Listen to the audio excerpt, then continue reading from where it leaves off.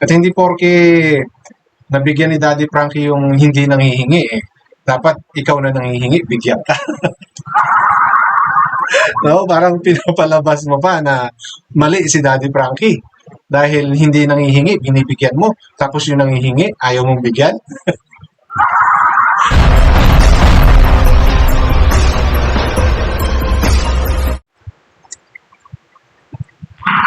Alright. So as expected,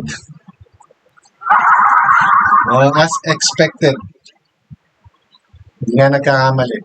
Si Nanay Ansing strikes again. Alam nyo, bilib talaga ako, no? Bumibilib talaga ako habang nagtatagal na i-vlog, no? Ni Daddy Frankie, si Nanay Ansing. Bumibilib talaga ako sa the way siya mga twiran, the way siya mga paliwanag, the way siya mangumbinse, no? Iba talaga ang level ni Nanay Ansing. No? Iba. No? Talagang siya yung you hate her, I don't care. Ganun siya. Magalit kayo sa akin, wala akong pakialos. Ganun mag-isip si Nanay Ansing. Bakit ka sa akin? Nakita niya na. Nakita niya yung motor na ibinigay sa tatay ni John Paul. Diba? Anong ginawa niya? May sabi din siya kay Daddy Frankie. Ano pang sabi niya? Si Daddy Frankie, nagbibigay doon sa hindi nanghihingi. Ako na nanghihingi, ayaw niya bigyan. Di ba? Oh. So, yun po yung lalamanin ng content ko na to, ha? At kung bago po kayo sa aking channel, please, welcome sa aking channel and subscribe na rin po and pakihit ng notification bell para maging aware kayo sa aking mga upcoming content. Any comment, suggestion, recommendation, leave it on our comment section. Usual lang po tayo, walang personalan. Okay? So, ito nga po, no? Hindi na ako mag-play ng video, ha? Para hindi na masyadong mababa. Kasi sa malamang naman, napanood nyo na. No, kasi kailan pa tong video na to, kailangan ako mag-reaction. Kasi, nag-iisip pa ako kung ano yung sasabihin ko. Kasi nung pinanood ko, no, yung content na ni Daddy Frankie about dyan sa paghihingi niya ng motor, naramdaman ko po talaga, no, yung pagkainis ni Daddy Frankie. Nainis ko talaga si Daddy Frankie kay Nanay Ansing. No? Kasi, ang pinag-uusapan ay yung pagbabalik ni Kuya Oliver. Kasi okay na si Kuya Oliver. And nakita naman natin na malimit sa mga vlog ni Daddy Frankie na sinasabi niya na hindi pwedeng nang magtagal yung mga beneficiary niya or yung mga tinutulungan niya sa shelter, lalo na may go signal na ng doktor na ibalik sa mga pamilya, lalo na kung may mga pamilya sila. Diba? And sa case nga ni Oliver, meron. Nandiyaran si Kuya JJ at of course, the famous Nanay Ansing. Diba? So, kaya ibinalik na. Ngayon, sa pagbabalik kay Oliver sa kanila, ang project na gusto ni Daddy Frankie ay mabigyan siya ng sarili niyang bahay, no? Na titirahan niya. And ang gagamitin doon ay yung perang nalikom. Although not enough, for sure, kapag kaya talagang ikakasana ni Daddy Frankie, maaaring madagdagan pa yan or dagdagan pa ni Daddy Frankie yan. No? Para kay Oliver. At hindi porke binalik na ni Daddy Frankie si Oliver kanila Nanay Ansing, hindi nila susubaybayan yan. Kung susubaybayan pa rin po. No? Kumbaga, nasa 70% okay si Kuya Oliver. But he still need attentions and guidance, no, kahit siya ay nasa puder na ng mga kapatid niya. Kasi meron pa rin mga bagay na hindi pa rin na nagigets ni Kuya Oliver, no? Pero kaya niya nang makipag-converse, kaya niya nang makipag-usap, pero hindi pa po siya totally, no, pwedeng bitawan. Kaya nga susubaybayan pa rin siya ni Daddy Frankie. Same with the others na nanduro na sa kanilang pamilya. Okay?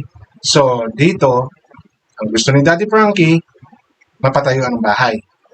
Pero ang gusto ni Nanay Ansing, bilhan siya ng motor. At gagamitin yung pera ni Kuya Oliver. Diba? Kasi, ang reason niya, doon sila kumukuha ng kabuhayan.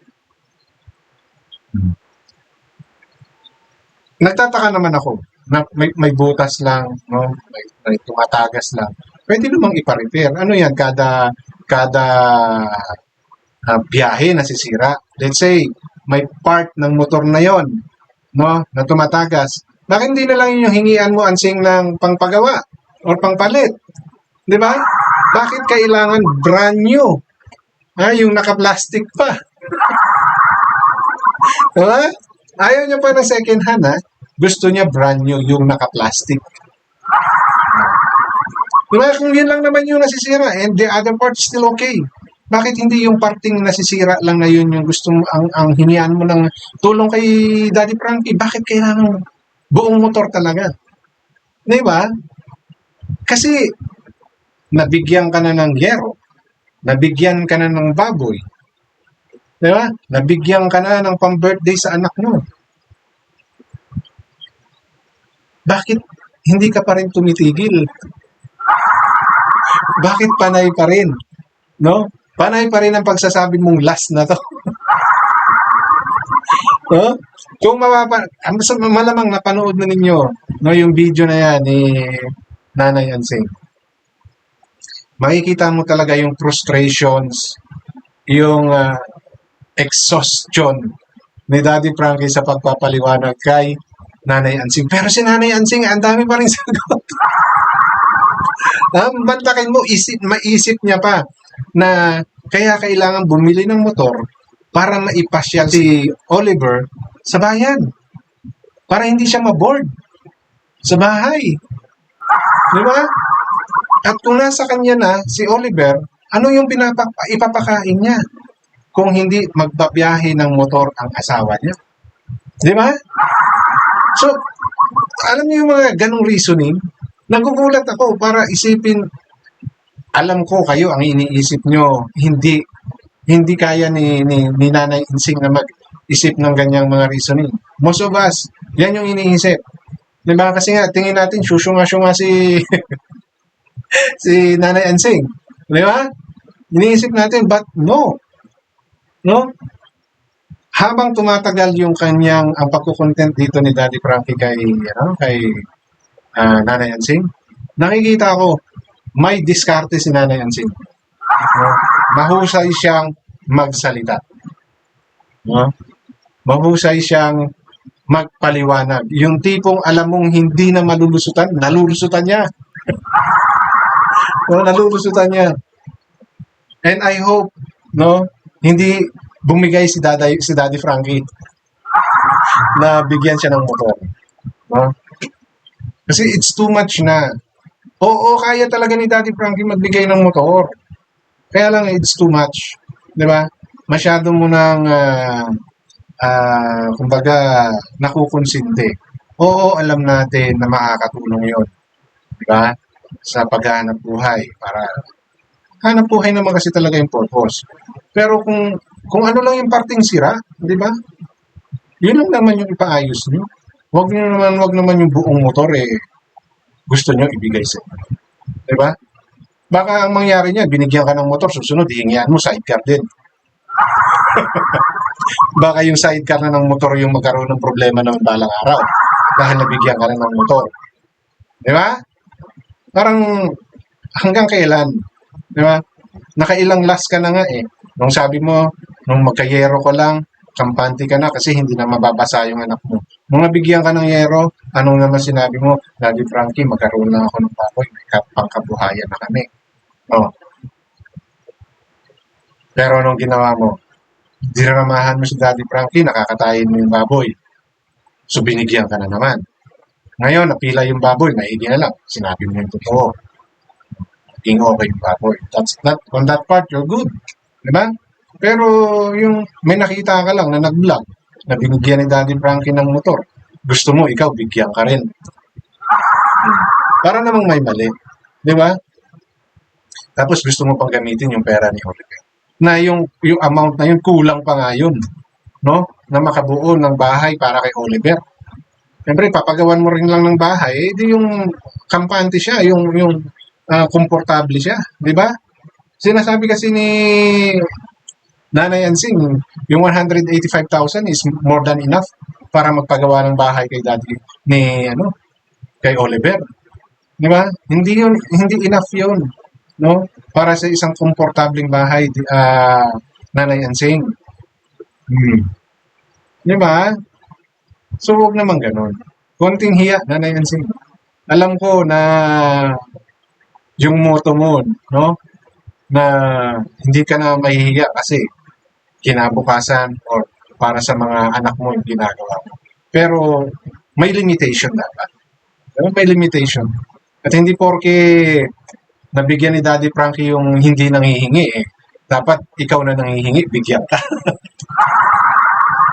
No, parang pinapalabas mo pa na mali si Daddy Frankie. Dahil hindi nanghihingi, binibigyan mo. Tapos yung nanghihingi, ayaw mong bigyan. Di ba? So parang ang dating nun, mali si Daddy Frankie doon ah. O nga naman, yung hindi nanghihingi, binibigyan mo eh. Bakit yung nanghihingi, Daddy Frankie, hindi mo bibigyan? Di ba? So parang ang labas nun, si Daddy Frankie pa may kasalanan. No?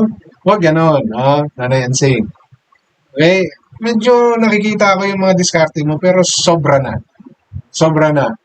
No? Hindi lang ikaw yung tinutulungan. No, hindi porke tinutulungan si Kuya Oliver, dapat tulungan. Okay?